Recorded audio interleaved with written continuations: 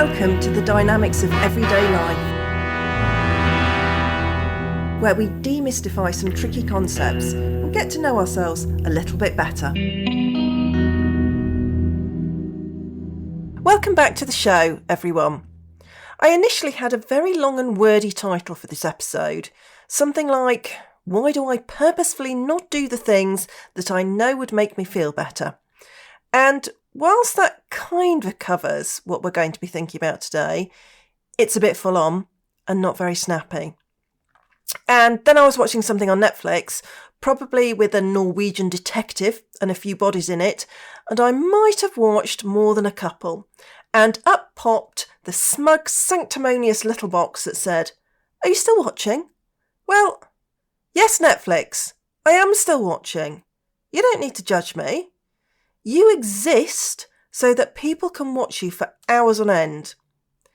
And it made me realise that this was a much better way of capturing the concept. Because there probably was something else that I could have done that would have been a far better use of my time.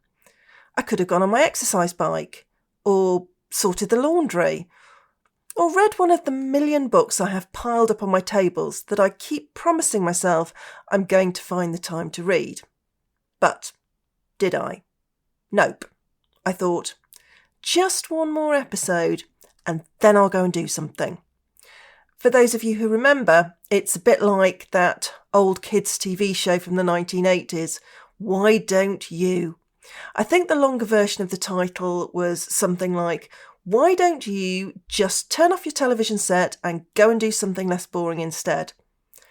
The irony of this situation being, it actually was a television show that you needed to watch in order to go and do the more interesting things. It's a pattern that I think a lot of us know all too well. We binge on something like Netflix or scrolling on Instagram, and it gives us that immediate dopamine hit, and then we tend to zone out a bit because we also feel comfortable and safe. So we're tricked into feeling that this is a good thing for us to do. And then either later that day or maybe on the following day, we realise that we've wasted quite a bit of time and we could have done something else with it, especially if we aren't as far on with something as we'd hoped we either could or we would be. So what's going on for us in psychodynamic terms? When we're doom scrolling or binging on extra episodes, we can tell ourselves that this is actually self-care, that we're doing something that's good for us by taking time out. I mean, when thinking about this episode, I'm even rationalising about last Saturday afternoon, where I spent most of it lying on the sofa watching Love is Blind with my daughter.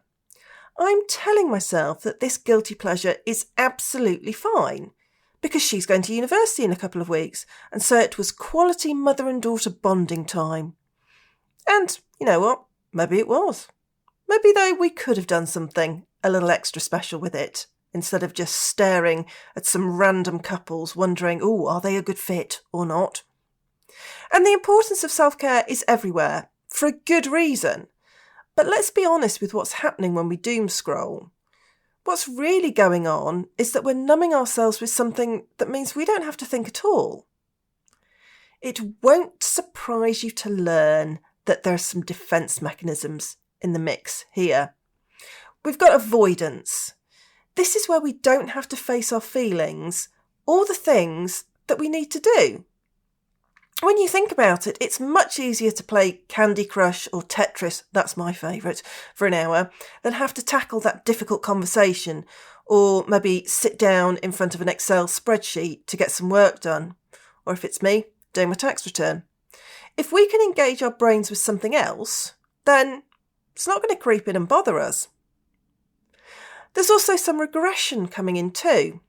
Remember, regression is where we revert to earlier states of being so that we don't have to think about what's going on for us in our adult worlds. We don't want the anxiety that's going on in our adult worlds. And there's a lot of comfort in childlike repetition. We know what's coming or what's going to happen, and it makes us feel better. Whereas the outside world, well, that's full of situations and other people who we have no control over. And that can be quite a scary place. This also ties in nicely with the concept of displacement. So this is where we shift our energy and our attention away from what's really going on. It's a bit like kicking the cat. And with that staying stuck, there's also a secondary gain. We avoid risk. We don't have to write that scary email or go for a run or to the gym or have a conversation that we've been dreading. So you can start to see, can't you, how we can tell ourselves that this is good for us. It makes us feel better, and, who doesn't want to feel better? And within that, there can also be a bit of ambivalence creeping in too. So that's where we have the push-pull in our feelings. So we want to feel better, we want growth, and we want change, and we want to develop. It's one of our primary needs as humans. This is what we want. We feel better when we grow and we achieve. And yet, we also want to feel safe and comfortable. So what happens is we cling to the familiar, even if it's worse. Won't surprise you that a bit of Freud pops in here. We've got the superego. Superego does not want to be left out of this either. Now we've got Netflix's passive-aggressive message popping up. It's like the inner critic coming up going, really?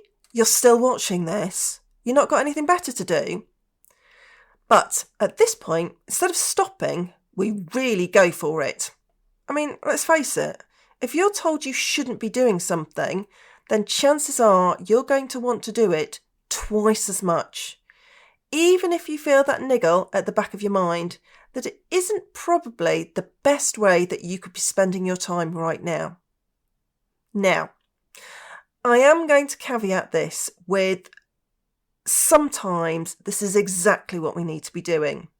Sometimes our minds are so overwhelmed with stuff and life and things that need to be done that the only way that we can make sense of it for ourselves is to immerse ourselves in, for me, maybe the strained love lives of strangers and how their families are unsurprisingly not happy about a wedding taking place after only 5 weeks of knowing each other.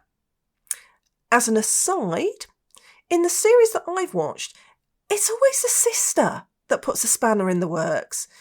I actually think there might be another episode in this. There's something going on here. There's something about the look in the sister's face, whether it be of the bride or the groom, when it all comes crashing down at the altar. If you do watch Love is Blind, check this out. You'll see that I'm right here. Anyway, I digress. What can we do when we notice this creeping in? Well, one thing we can do is we can treat ourselves with a bit of kindness. Instead of berating yourself for being lazy or unmotivated, you can ask yourself, what is it that you're avoiding right now?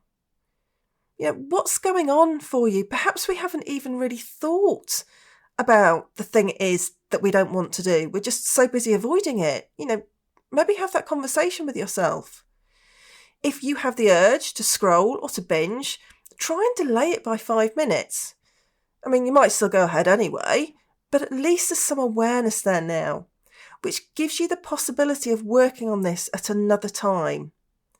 The fact that you know what might help instead means that you aren't broken. You're in a battle with your unconscious, and that knows all the moves to make for it to get what it wants. My invitation to you this week is for you to consider where in your life you've been avoiding the things that you know would be more helpful for you and giving your attention to things which aren't necessarily in your best interests. Do you know what you're avoiding? Do you have any ideas as to why you might be putting it off? Remember, the unconscious is clever and it will often hide things away so that our conscious minds can't get a handle on them. And, as always, give yourself some grace. This is a very human pattern of behaviour that all of us can recognise, for good reason. It can be challenging to realise that we've been sabotaging ourselves when our desire for progress feels very real. If you can't wait for the next episode of my podcast, maybe you've binged all of them so far, there's also my weekly LinkedIn live sessions that you can join.